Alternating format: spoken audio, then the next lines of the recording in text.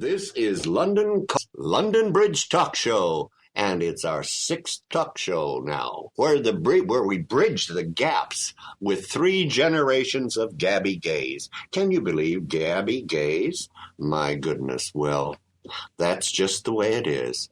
And bridging these generation gaps are your hosts, Sean Chandler, Donny Winter, and moi. I'm the elder at age 80 in that gap.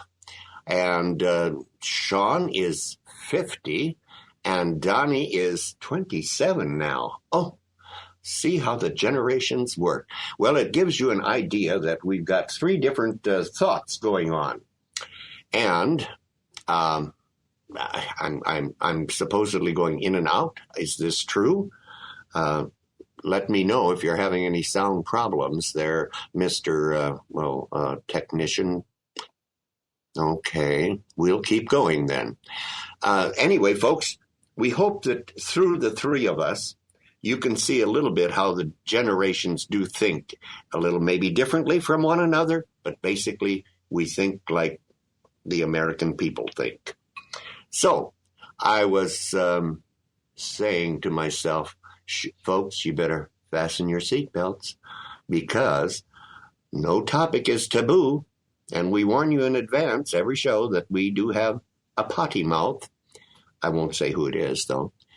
And, folks, there is so much good in the worst of us. Is that you? So much good in you, but you're really a... And so much bad in the best of us. That's probably Sean with his little halo.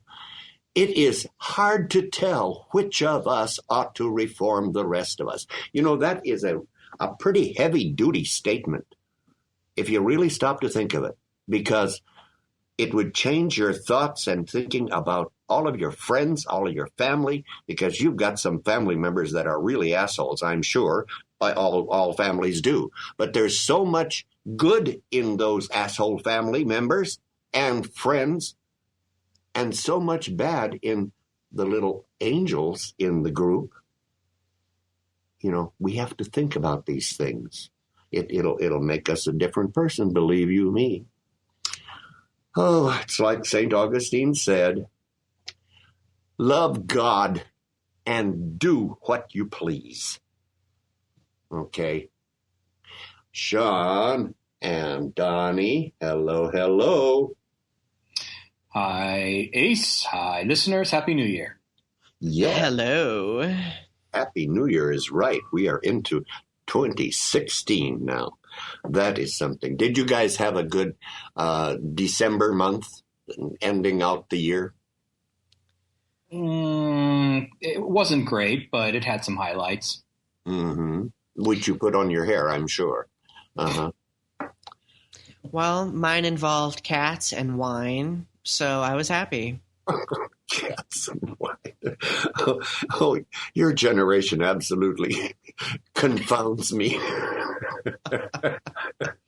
Oh, like anyone doesn't like a good old cat cuddle and some wine.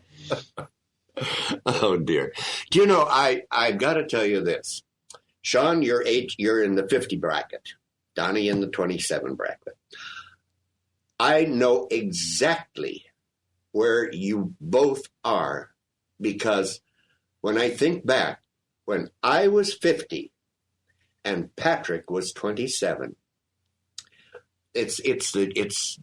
I was shocked to think and realize that existed tonight.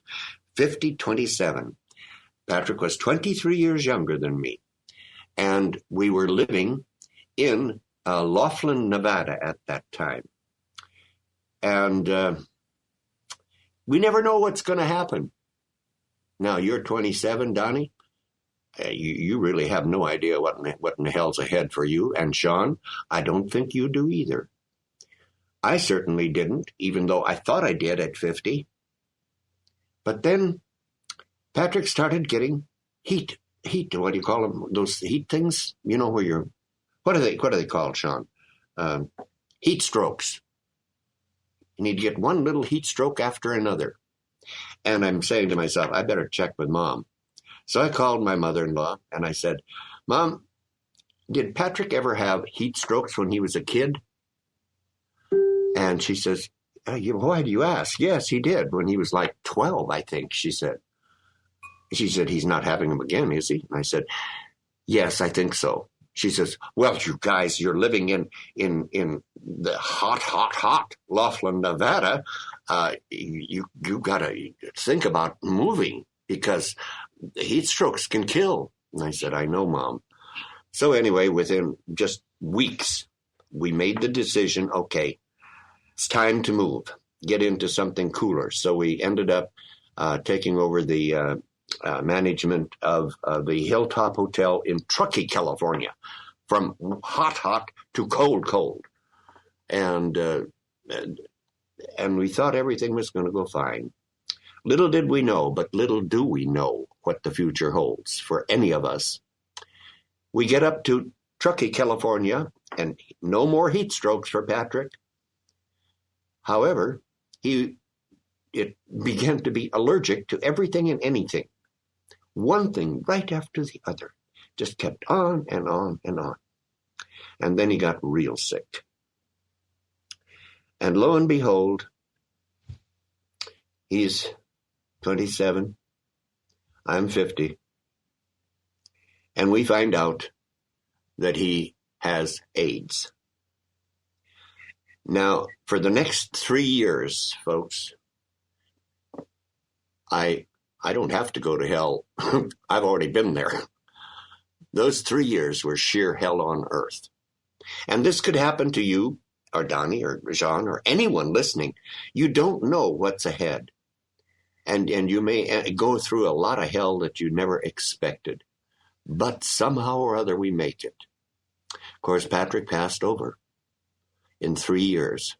Took him 3 years. That was a short, considerably short time of AIDS back in the 80s there. In the early days when Patrick and I had so many friends that were dying of AIDS, they'd get the AIDS and then 2 weeks later they'd be dead. But Patrick lasted 3 years, 3 miserable years. And so we start life knowing that we don't know what's ahead for us. We can go to a psychic, I suppose, and have them tell us what's ahead, but do I believe in psychics just because I are one? No, I don't. I'm very skeptical. But all I know is that we are capable of handling anything that comes our way. Even things like death and divorce or whatever. So now I'm going to ask Sean and Donny something because I want to know what they are doing at 27 and at 50. And let's see where you are. Okay, let's start with you, Sean. Okay? Okay. Tell our folks what you're doing. What is a 50-year-old into? Well, this 50-year-old is happily married and has been so for 8 years, and with the same person I've been with for 25 or going on 25 or 25 plus, something around there. I've had 3 careers in my life, and the third one is just kind of starting, and that's my writing career. I just got back from Chicago yesterday, where I, along with my co-writer Leo Schwartz, who wrote the lyrics and the music to a musical that we're working on called Running. It's a political musical. Yeah, I was trying to keep up with you on that. By the way, did you leave your ass back in Chicago? Because I hear they're freezing their asses off back there.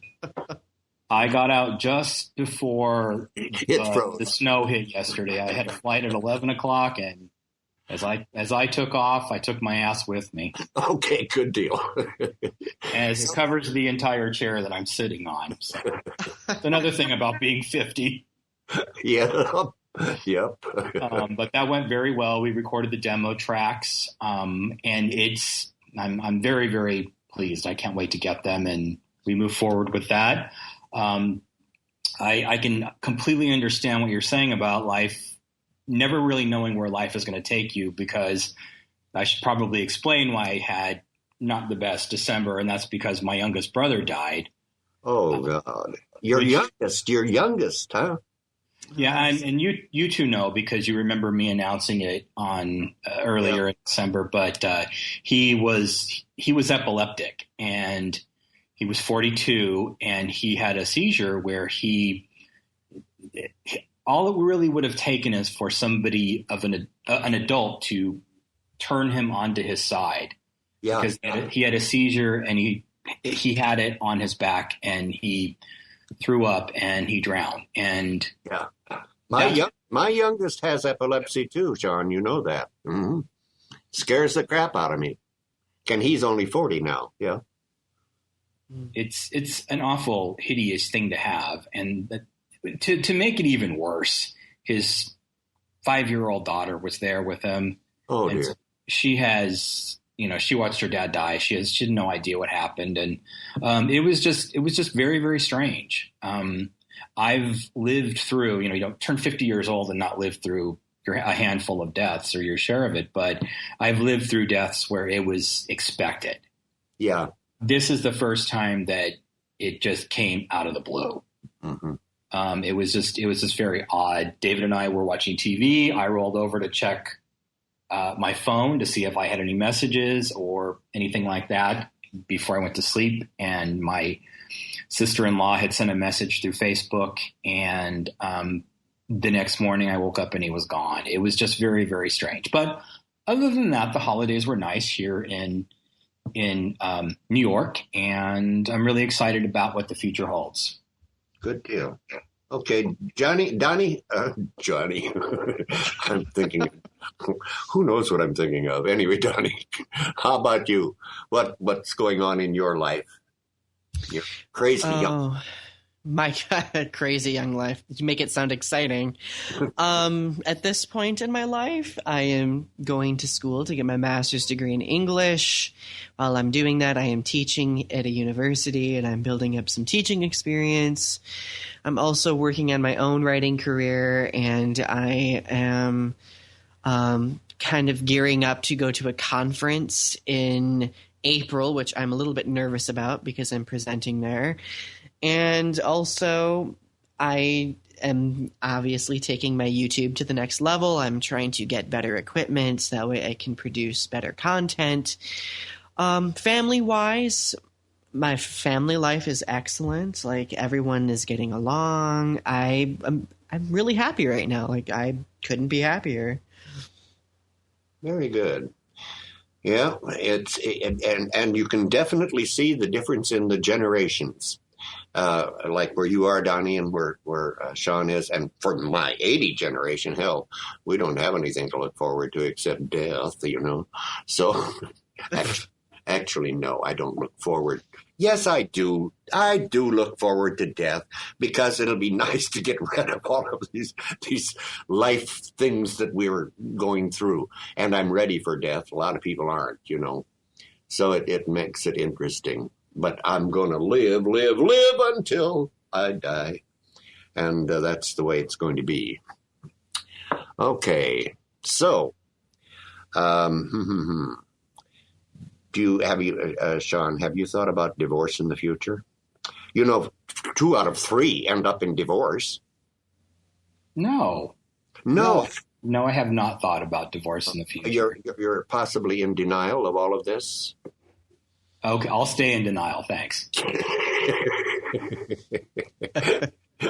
All of my friends that are your age that have been married, they've been married once, maybe twice already. This whole marriage thing is something that the gays have fought for and finally got it. So, we got it. And now the divorces have started already. Folks, you don't get married to get divorced, but that's actually what happens, it seems like, in so many, many instances. And then you get folks, you get the old timers like my folks, they were married for I don't know how many frickin' years, But I think people get more tired of one another these days than they did in the old days because they were more confined, back then. And so they knew they had to stay together. Either that or money. I often think of when I was with the Welk Orchestra and everything going on in the background that no one knew anything about in the front, was that Mrs. Welk was going to leave or Roberta Lynn was going to leave. And it was a big boo, but Roberta left. Mrs. Welk's leaving would have cost Mr. Welk way too much money. Isn't that awful to say? Reality sucks. Reality sucks, but it's the reality that we have to live in. We can't live in denial of what's going on around us, Oh, dear. Do you know how many people in the United States there are today? Doesn't the population just keep increasing like exponentially, like from what it was now to what it was 20 years ago is just like millions and millions and hundreds of millions more. Isn't it like 340 million, I think? Well, I looked on the 2nd of December last month, and the population of the U.S. at that time was 322,267,564 people. So it's like 300 and some million people. And here we are, not even the largest nation. There's China and India that are much larger than us. We are the 3rd largest, however. And how much percentage of this population is white? Yes. Worldwide? No, just in the United States. Just in the United States. Are Donny and I supposed to guess? Yeah, take a guess. Okay. I'm going to say 45%. Okay. I will say 42%. Well, you're both really low. There are 62% of the population in the United States is white. Really? Oh, wow. Yes, 62%. 18% Hispanic now in the United States. 6% Asian. And 12% black. And then there's 1% American Indian and all the other little ones after that. So that's what makes up the United States. White, Hispanic, black, Asian. And I've been thinking a lot about this this thing that's going on with black is whatever. What are they saying there? Black is, what are they? Black Lives Matter. Black Lives Matter. That's it. And I when I heard that, I'm saying, oh, really? Well, I'd have never guessed that. Black Lives Matter. Come on, lady. Of course Black Lives Matter. All lives matter. But here, 12% of the population in the United States is saying that Black Lives Matter is more important than everybody matters. We've got a vocal small minority of people that are activists in the black community that are pushing until they are pushing a lot of people out of their seats and saying, okay, enough with this Black Lives Matter thing. Let's just all know that every life matters. And sure, the Black Lives Matter, and we've got to do something about the fact that Black lives have been really getting, killed much more than they should, but they've also been getting killed by their own people. And I know I'm going to get my tit in the ringer with this, but we've got to talk about these things. What do you guys think? Well, I think, Donny, you're right at the epicenter of this. This is true. I am honestly kind of in the middle with it, mostly because if you claim that all lives matter, that is almost as offensive to these activists as, refuting what they're trying to say. So there's it's like you're stuck between a rock and a hard place regarding that type of situation. Do you have any prejudices with regard to race? Me? No, I don't. You don't. It doesn't even cross your mind, does it? No. How about you, Sean? No, I'm that way too. I was raised that way, and I'm thankful for that because I don't see white, black, red, yellow, blue, anything. I'm basically colorblind, have been all my life. I look at the individual as someone that happens to be in a body that is a different color than mine, and who gives a shit, you know? We are all individuals. So I don't see the things there, too, because it's like somebody said, well, Ace, you don't have any black friends. I said, are you kidding me? I've got 2 black kids. You know, I don't notice that they are, but they are. You know, big deal. My friends. Ace, I'm sorry to interrupt you, but do you think it could be a regional thing? I mean, I also went to high school where I was like one of like maybe 10 white kids at a high school that mostly taught Hispanics in California. So I've sort of been brought up to not feel that way, to intermingle with all different kinds of people. And I've lived in, California, I've lived in Chicago, I've lived in New York now. I've lived in melting pot cities. Do you think that maybe people who are raised in cities who have predominantly white populations that might affect it? That's a good thought, Sean, because I went through high school with all white. Everybody was white. And my dear mother, bless her heart, she was 40-some years old before she actually saw a black person in real life. So you're right about the regional situations. And then you get down into the South, and some of those areas are just totally black with no whites. It's a strange thing. We've got to grow much, much more. This whole thing with racial hatred, somebody needs to stick a gob up their butt and say, enjoy it and spin, because it's ridiculous that we have hatred of one race over another. And especially when you consider the scientific findings that the original Eve, which is the thousands of years older than Eve, the Bible Eve, the original Eve, scientifically, was a black female human. So we have stemmed from, as far as the races and the colors of our skin and such, we've stemmed, all of us, from a black mama.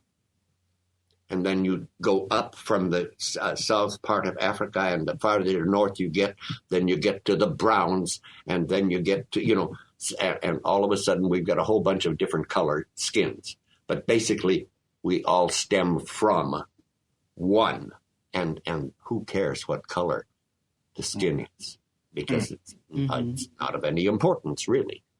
The human is, we are human animals that have chosen to be in the body that we're in.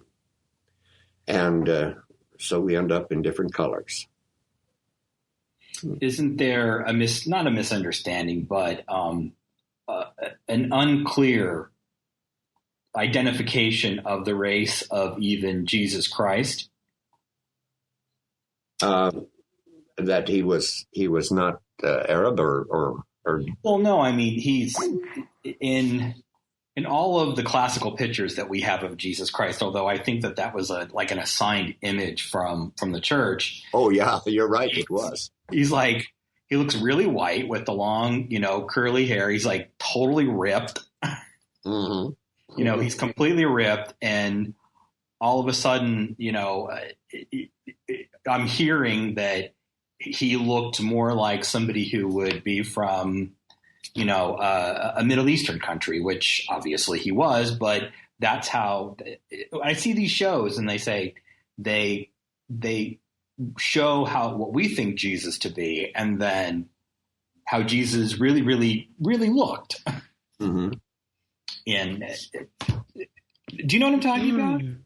Yeah, I sure do. I did an extensive research many years ago regarding trying to find out as much as I could with the person that is called Jesus of Nazareth. And it turns out that the scientific and historical facts that they had discovered and shared, which most people don't even go to look for, it turned out that Jesus was an unusual activist of his day. Now, what as an activist? Let's see.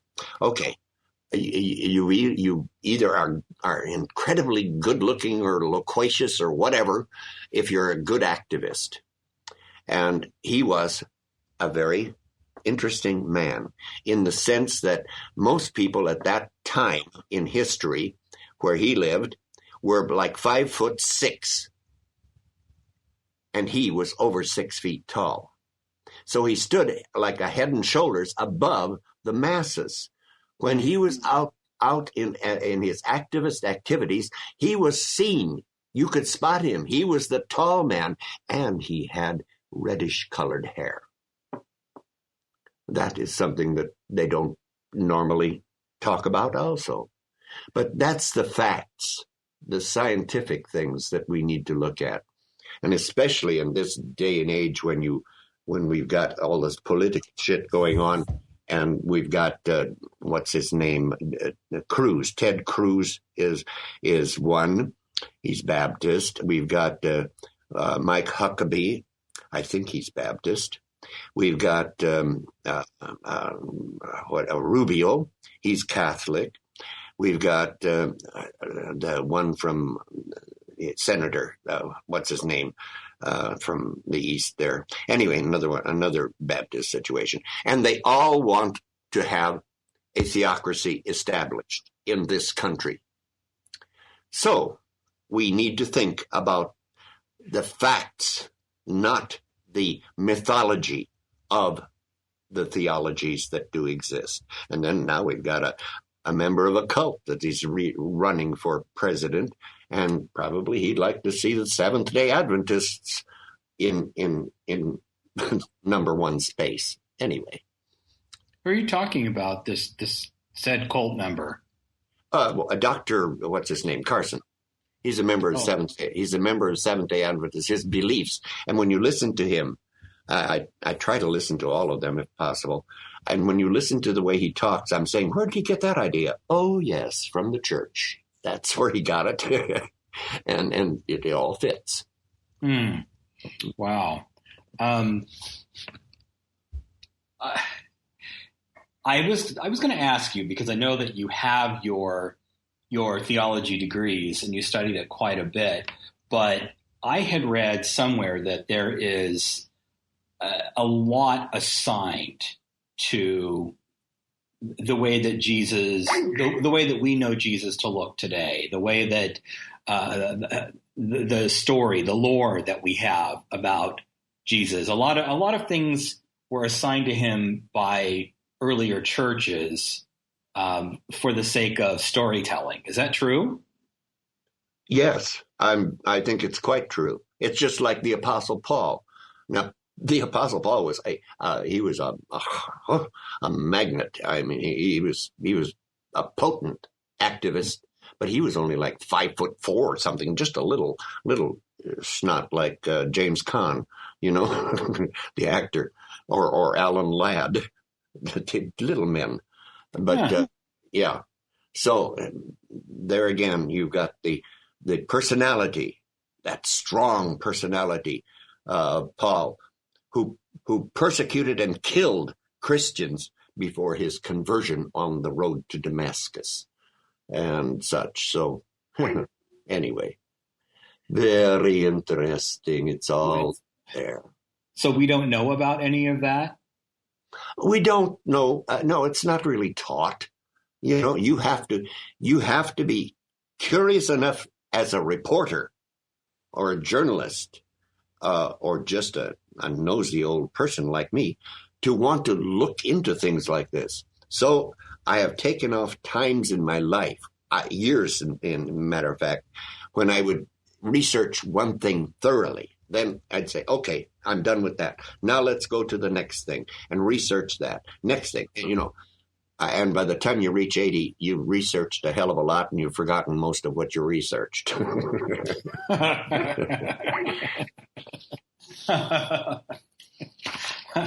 Well, on that note, why don't I do some commercials? Oh, why not? Maybe we could, like, I don't know, bump off of religion or something. When you come back, I want to find out if you're a manhandler. Okay. Oh, okay. Well, that was. I was going to maybe possibly discuss Ted Cruz a little bit more, but oh yes, let's definitely. I mean, well, I think it is fun to discuss idiocy. Okay. Well, we'll talk about the manhandling and then see if we can kind of forget about Ted Cruz. Okay, fire away. Okay. Let's give a big thank you to our sponsors. First off, we would like to thank an awesome company run by our brilliant engineer, Miraculous Mike Means, and his lovely wife, my girl Juanita. For great stage and theatrical design and jewelry design, audio and video editing, please visit eclecticresources.net. Again, the company is called Eclectic Resources, and they do great stage and theatrical design. They design jewelry. Mike does audio and video editing. It's like he does everything. It's great. The website address is www.eclectic-resources.net. Next, and equally as fabulous, let's thank our friends at Diversity Rules Magazine, a wonderful LGBT-focused online magazine that can be found at www.diversityrulesmagazine.com. And also, they now have an app for your smartphone with their magazine. It's great. It's like you can just, read any article anytime, anywhere. Because, we always have our phones. We can't not have our phones. It's like they're attached to us like we're our asses, unless, you're me leaving it in Chicago. But I'm bummed. And we are thrilled to now be featured on Next Big Thing Radio, a terrific podcasting website featuring funny and informative shows from our fellow podcasters. Please visit their website at http://nextbigthingradio.net. They, too, have an app for their smartphones. And it's just a wonderful, incredible little system and program. Next Big Thing Radio, podcasting for a new age. If you'd like to learn more about the legendary Ace Lundon, and who doesn't, you can visit his blog, Scattered Thoughts from a Scrambled Brain, where he waxes funny and philosophic on a wide range of topics. You can find that at http://acelundon.wordpress.com. If you enjoy watching YouTube videos, check out our Donny Winter's YouTube channel at youtube.com/Donny Winter, where he discusses a variety of subjects ranging from his own personal experience of being a bullying survivor to becoming a major voice in LGBT activism. Through his videos, Donny strives to help others overcome the silence we're shamed into when facing traumatic experiences, as well as shed light on current issues within the LGBT community. If you'd like to learn more about me, Sean Chandler, you can visit my writer's website at www.sean, that's SEANWChandler.com. Or you can follow me on Twitter at Sean@TheFlash. And of course, visit the new Lundon Calling London Bridge website for posted shows and updates at www.london- don't forget the dash, calling.com. And don't forget to like us on Facebook at facebook.com/London Bridge. Because we're there and we like you. Thank you. Yes, we do, folks. Believe it or not, there's so much good in you. Even if you're a nasty old person, we like you. And there's so much bad in all of you good ones out there that we like you too. Because we like a little bit of bad. Mm-hmm. Like me with my halo? Yes, you with your halo for sure. But I'm sorry, what did you say? Oh dear, okay. Well, shall we continue? Okay, good. We'll continue then, even though there is a problem. Donny has been bullied all of his life. And Sean, you and I both know that because we've talked about it. Mm-hmm. And yet I have my problems with this bullying stuff because I think people are making so much of it these days. This one's bullied, that one's bullied. Oh, I can't. And everybody feels so sorry for the ones that are bullied. You know, in 40, 50 years ago, I was bullied. Big fucking deal. Sure. And like Dad always said, well, get over it. Get over it. And we have to do this, I think. I think what do you think, Sean? Are we paying too much attention to the bullying thing? And instead of putting on our big girl panties and just facing the music? I think that we are very definitely swinging completely in the opposite direction of just sweeping it under the rug. And maybe that is a shift that has to happen before we find our place somewhere in the proper location of the continuum. Yeah, it's called progress. Okay. Mm-hmm. Well, no, I mean, I think that we really need to thrust this in the face of people and say, this is an issue.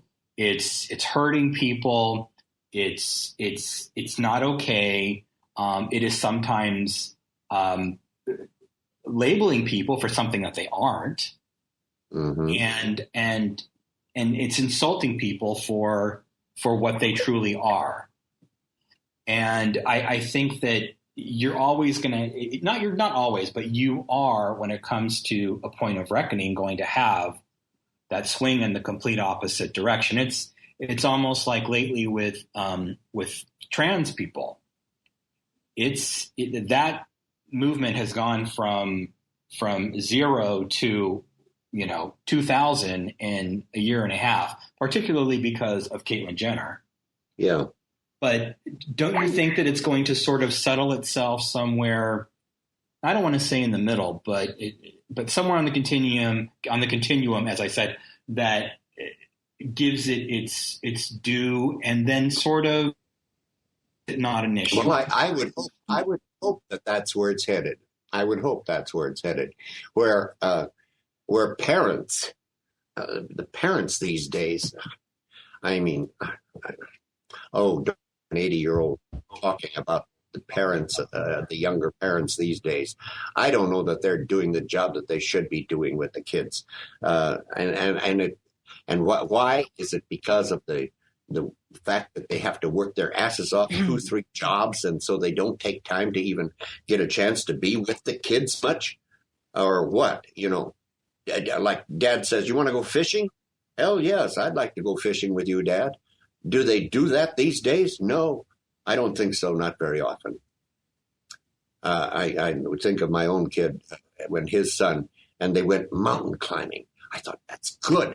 Thank goodness the kid is doing it, because he's getting a chance to be with his kid, And I think that's so important that we spend time with our kids. And now, especially for the gay community, we've got so many adoptions, etc., and they're going to be raising kids. Well, they got their hands full, but they've asked for it. They wanted it. And, it's a good thing to be able to raise children, especially kids that have no one else. Where would they go if a gay didn't adopt them, So that's important. We are in an unusual era in our progress, I think. Well, I don't have kids. I have a lot of nieces and nephews, but I did not raise them. I don't raise children. I can only imagine how I would feel if one of my kids came home and told me that they were being bullied. I would imagine that the reaction would be pretty severe. I mean, were your kids ever bullied, Ace? I mean, did you ever need to deal with that? Mara and Justin, Shane, kids. No, they really weren't bullied. Not really. I was. I cannot tell you, I can't count the number of times I was called weasel eyes and elephant ears, Dumbo, and picked on because I was so little until I was, in the ninth, 10th grade. Between the ninth and the 10th grade, that's when I grew a foot over the summer. 1 foot, and kids in school didn't even recognize me when I came back to school. But I was so small, and people would go, when I was in school, they'd walk by me, and as they'd walk by me, they'd plunk me on the back of the head, mess my hair up, anything, just to see if they could piss me off, And my dad said, "What are you doing about it?" I said, "Well, I'm taking it. I too little, to fight back with the big kids." And he says, "Well, think about it. You can only take it so long, and then you have to say, okay, enough is enough. Pow, right in the kisser." And that was Dad's advice. And in theory, that is good advice, but in practice, it's not very effective, at least in my own experience. I tried standing up for myself once, and I ended up getting beaten up worse for doing that. Well, good for you. You learned something from it. I disagree with you, Ace. You mean he didn't learn anything? Well, I mean, you're going to learn something either way, but I don't think violence is okay. I mean, I think that Donny, you stuck up for yourself, and it got worse. Mm-hmm. And it needs to be nipped in the bud. I mean, and that's the reason why I think that we need this severity, is because we need people to go, whoa, hey, this is really, really serious, and it could lead to way worse if we don't stop it. How do you nip it in the bud, Sean? I think that that's a better question for Donny. Well, I think it's important to nip it in the bud through showing everyone that, the bullying victim is a victim, but the bully is also a victim as well, because a lot of the time there's something that provokes that bully's behavior. Either the bully learned it from someone else, or he or she was abused themselves. But the problem is there are so many different variations of bullying, and it's difficult to combat every different variation. Yeah. In my situation, for example, standing up for myself physically, like with violence, wasn't effective because there was more than one bully. Like, I may be able to take on one person, but I'm really little. Like, I can't take on more than one person. Well, it's like me when I was in high school. I was little in the ninth grade, and four senior guys decided to have a little fun with me. So they took me out to a cemetery, stripped me down to my shorts. I wasn't going commando at that time of my life, so I had shorts on, and they tied me to a tombstone, and then left with my clothing. And I was tied on that damn tombstone for I don't know how many hours before I was able to get away. But they also took pictures of me and then showed the pictures to others in the school. That's called nasty bullying, isn't it? Yes, definitely. Okay, so what do you think I should have done? Well, honestly, in that instance, I don't know if there was really anything you could do. Like, you could have fought back, but at what risk? 4 6-foot seniors? My point exactly. In that situation, it would have been basically impossible to fight back. But see, in that instance, the solution isn't with what the bullying victim does. It's what the bully ends up doing and how the bully can be taught that that type of behavior is not right. You know what I did? I took my time. I had to, because then I grew that year a foot almost up to my 5'11" height. And I thought, I'll use some names here. Don had a girlfriend in high school. She was the 5'2", eyes of blue prom queen type girlfriend.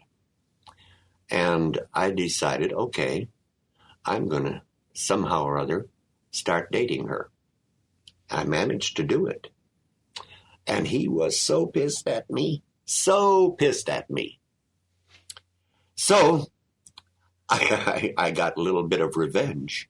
And then he gets drunk one night, and out at Edna's Cafe, I had the LaSalle, and I had Dick and Dallas with me in the car. And all of a sudden, old Don comes up to the window. I roll down the window. He reaches in and grabs me by my shirt, and he's drunk, and he's hitting me in the face, etc., and saying, "You stole my girlfriend."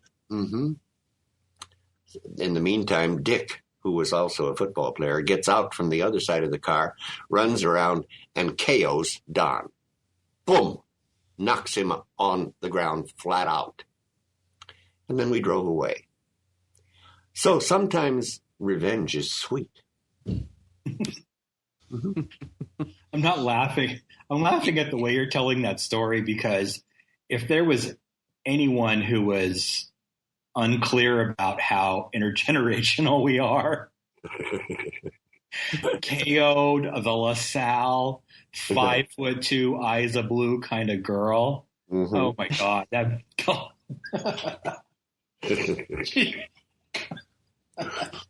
This is like now, like the kids would be like, "Yo, my shorty," and you're like, "She's a 5'2", eyes of blue kind of gal." Oh my God. Oh my God to both. My shorty be fine, yo. Sweet Jesus. 5'2", eyes of blue. Yep, that's the way it was. Oh God, that was funny. Oh, we were going to talk about manhandling. Have you ever been manhandled?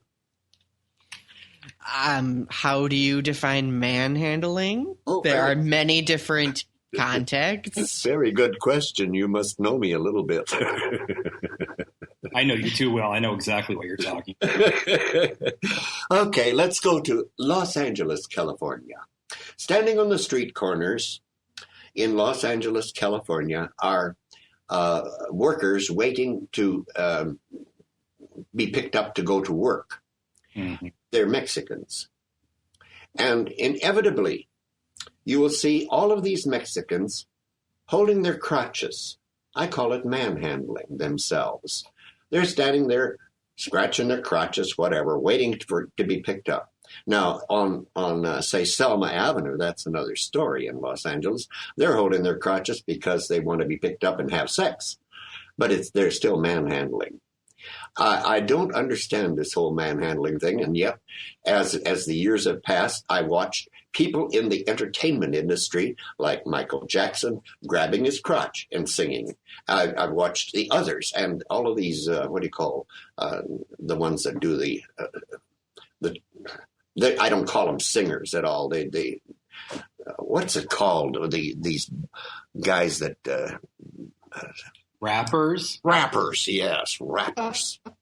They're not singers, they're rappers. And they're grabbing their crotches. And they're manhandling. You know, there must be something to it with so many people doing it.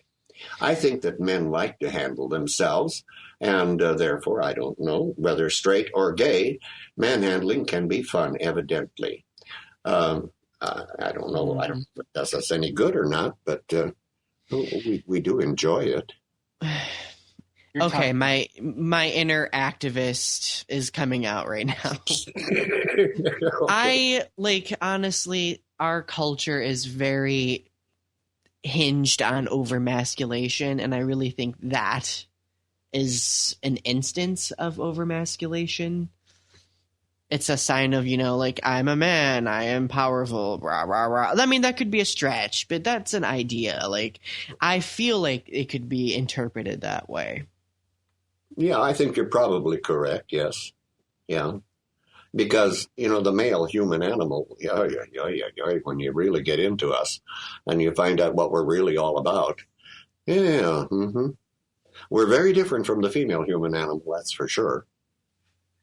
Well, are you talking about like an adjustment, quote unquote, or just like somebody who is just walking around like grabbing their crotch to show that they're badass? Probably both. Yeah, because, of course, there is a need for adjustment. Thank goodness the women don't have to worry about that. I don't think. I don't know. But Well, they have to worry about, like, boob adjustment. the boob, yeah. Mm-hmm.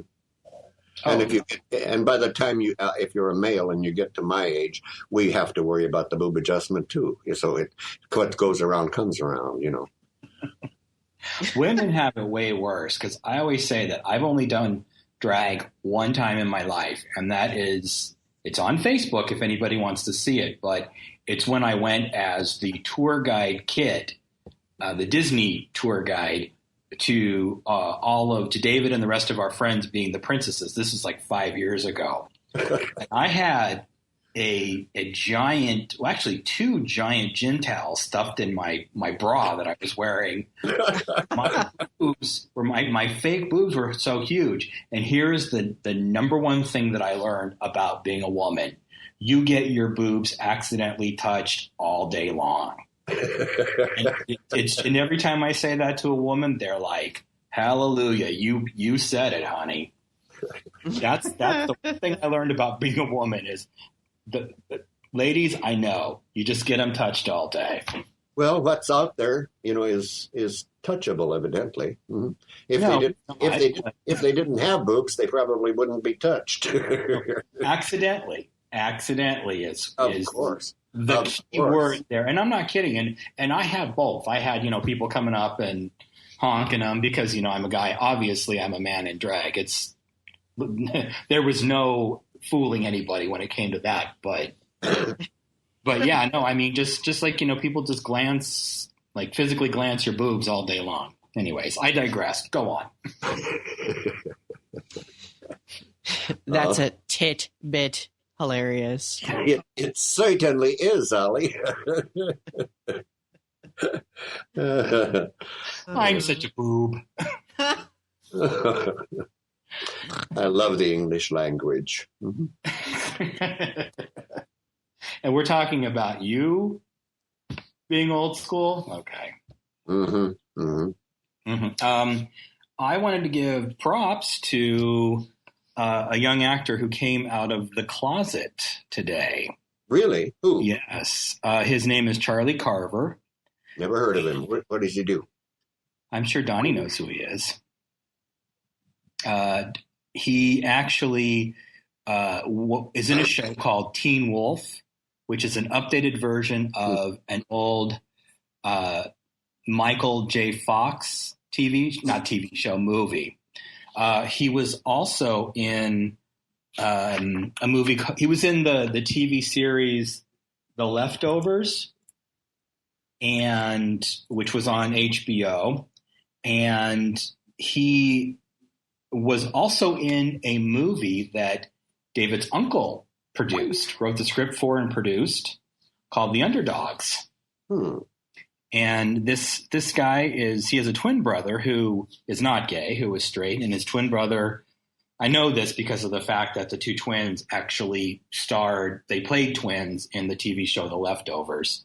And he's 27, and he posted quite a bit of information about his coming out on Instagram, because, the kids these days, they have Instagram. They don't have Facebook. Yeah, have Instagram too. Yeah. And this is one of the things that we've discussed as well, Ace, where he says, sure, I am a proud gay man, but I don't identify as a gay man or just gay.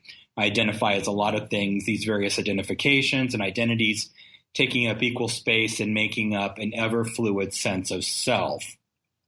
So, you know how we've touched on topics of about sexual fluidity and that. I don't think he's sexually fluid, but I think it's Donny's generation as really sort of saying, this is not the way that I want to be completely identified 100%. Mm-hmm. And that's correct there. I think you're correct. Mm-hmm. Right. And I read the comments. I shouldn't read comments, but all the comments were very much in support of him. And it's basically said, okay, I'm straight. Big deal. You're going to post that on Yahoo? Who cares? It's like all these people going, this is not a big issue anymore. It's getting to be that way, I do think, yes.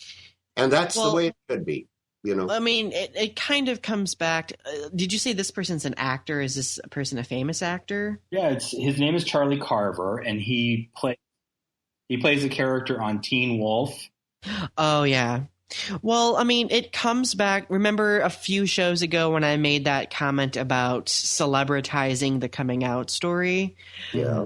I think that's why a lot of people are expressing resistance against coming out stories nowadays. And I see a lot of this resistance coming from the gay community because it seems like every time a celebrity comes out as gay, like they're almost treated like they're a mythological creature, when in all actuality, a lot of people come out, like not just celebrities, a lot of gay people who nobody knows about comes out. And granted, don't get me wrong, I am very happy for this actor. I think it's amazing that he came out. And I think that serves as a positive, message toward people who may watch Teen Wolf, for example. I think it's interesting also that he's a twin, because in so many sets of twins, one is straight and the other one is gay. That has been over the years, and not only in show business, but just plain twins that I've known. Mm-hmm. Mm-hmm. Oh, absolutely. Yes. I know at least maybe probably 3 instances where they're twins and they're one's gay and one's straight. Yeah. There's, who is he? Never mind. I can't think of the name, so I don't want to take up the time, but I wanted to sort of give this guy props because he's coming out not with the fully formed career, and he's doing this at a time when I guess he really doesn't have to, mm-hmm. but he's just basically saying that he just wants to be true to himself. So the more that we have these celebrities coming out, granted, yeah, I know we make a big deal out of it. I think the more role models that we have for people who are afraid. Well, it's really amazing these days, the number of people in the entertainment industry that are out of the closet. It is just amazing to me, considering what I had to go through back in the 50s and such, So we are definitely in a new day, definitely. And good thing. Yes. And both for the lesbian and the gay community, and now with the trans community. I'm not even sure that it should be LGBT, because the trans community is so different and has such a whole different set of problems that they face compared to, say, gays and lesbians. Anyway, that's just my thoughts. Future show. Yeah, we are down to the end of our show, folks. So thank you for listening. Thank you for telling your friends about the show. And thank you for signing in. I can't believe how many people have checked into the site, Sean, and it's just amazing to me. Anyway, folks, we love you. We wish you a great new year ahead enough with all the crap that we've had to put up with the last year, and let's get started on a good year, and let's be real with one another to the point where we are not ashamed to be who we are, period. And as St. Augustine said, love God, do what you please. Therefore, you don't need any books or guidance to tell you what to do. If you really love the Creator, your Creator, you're in. Okay? Thank you for listening. Good night, Sean. Good night, Donny. And good night, Spider-Man.